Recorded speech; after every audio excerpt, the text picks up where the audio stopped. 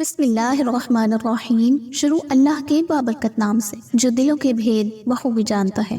ناظرین کرام، آج کی ویڈیو میں انشاءاللہ العزیز آپ کو شب قدر کی طاق راتوں کا یعنی رمضان المبارک کے آخری عشرے میں 21، 23، 25، 27 اور 29 رمضان کی طاق راتوں کا ایک بہت ہی مجرب عمل بتاؤں گی۔ یہ عمل حضرت امام شافعی رحمۃ اللہ علیہ نے حضرت خضر علیہ السلام سے روایت کیا ہے۔ آپ نے فرمایا کہ جو شخص 2 رکعت نماز نفل اس طرح ادا کرے اور اس کے بعد یہ 10 بار پڑھ لے تو اس کی جو بھی حاجت ہوگی وہ انشاءاللہ العزیز حل ہو جائے گی۔ پسند کی شادی کا مسئلہ ہے یا رشتوں میں بندش ہے یا پھر اچھے روزگار کی تلاش ہے یا پھر اتنا قرض ہے کہ اترنے کی کوئی آپ کو امکانات نظر نہیں آ رہے، تو الغرض کوئی بھی نیک اور جائز حاجت ہے وہ انشاءاللہ اس وظیفے کی بدولت حل ہو جائے گی۔ یہ رمضان المبارک میں شب قدر کا خاص عمل ہے۔ اگر آپ یہ عمل شب قدر کی رات نہیں کر پاتے تو آپ یہ عمل رمضان المبارک کے بعد یعنی عام دنوں میں بھی کر سکتے ہیں۔ قرآن حکیم میں اس رات کو ایک اور نام یعنی لیلۃ المبارکہ سے پکارا ہے، جس کا مفہوم یہ ہے قسم ہے کتاب واضح کی،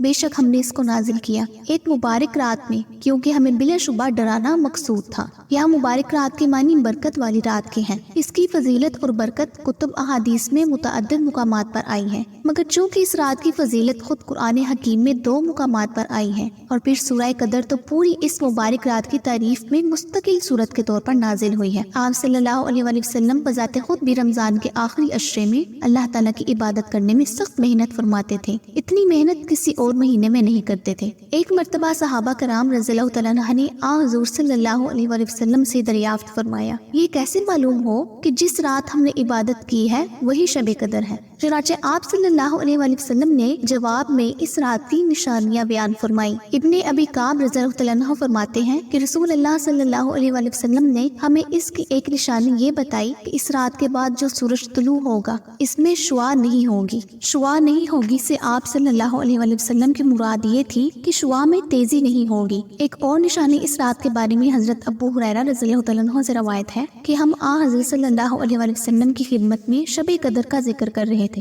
آپ صلی اللہ علیہ وآلہ وسلم نے فرمایا، تم میں سے کون ہے جو وہ وقت یاد رکھے گا جب چاند نکلتے وقت وہ ایک چھوٹا سا ٹکڑا ہوگا۔ ایک اور روایت میں آیا ہے کہ اس رات میں سکون ہوتا ہے، نہ زیادہ گرمی اور نہ زیادہ سردی ہوتی ہے، آسمان روشن اور صاف ہوتا ہے اور اس کی صبح کو سورج کی شعاعیں ہلکی ہوتی ہیں۔ یہ عمل حضرت امام شافعی رحمۃ اللہ علیہ نے حضرت خضر علیہ السلام سے روایت کیا ہے اور فرماتے ہیں کہ جو بندہ 2 رکعت نماز نفل ایسے ادا کرے تو اس کی جو بھی حاجت ہوگی وہ پوری ہو جائے گی۔ یہ ہو ہی نہیں سکتا کہ کوئی بندہ اس عمل کو کر کے اللہ تعالیٰ سے دعا مانگے اور اس کی دعا پوری نہ ہو۔ اگر آپ یہ عمل شب قدر کی رات کر رہے ہیں تو آپ نے نماز عشاء اور نماز تراویح ادا کر لینے کے بعد 2 رکعت نماز نفل ادا کرنی ہے، جس میں پہلی رکعت میں سورہ فاتحہ کے بعد 10 بار سورہ کافرون پڑھنی ہے، دوسری رکعت میں سورہ فاتحہ کے بعد 10 بار سورہ اخلاص پڑھنی ہے، اس کے بعد 10 بار پڑھنا ہے سبحان اللہ والحمد للہ ولا الہ الا اللہ واللہ اکبر، اس کے بعد 10 بار پڑھنا ہے ربنا آتنا فی الدنیا حسنۃ وفی الآخرۃ حسنۃ وقنا عذاب النار۔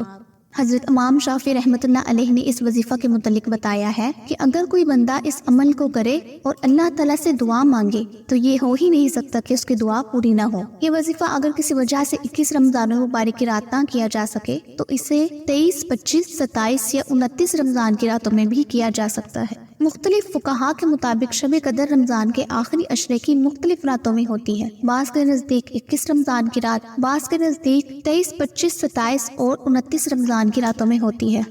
ناظرین، اگر آپ کو یہ ویڈیو پسند آئی ہو تو اسے اپنے دوستوں کے ساتھ بھی ضرور شیئر کیجیے گا۔ اللہ آپ سب کا حامی و ناصر ہو، آمین یا رب العالمین۔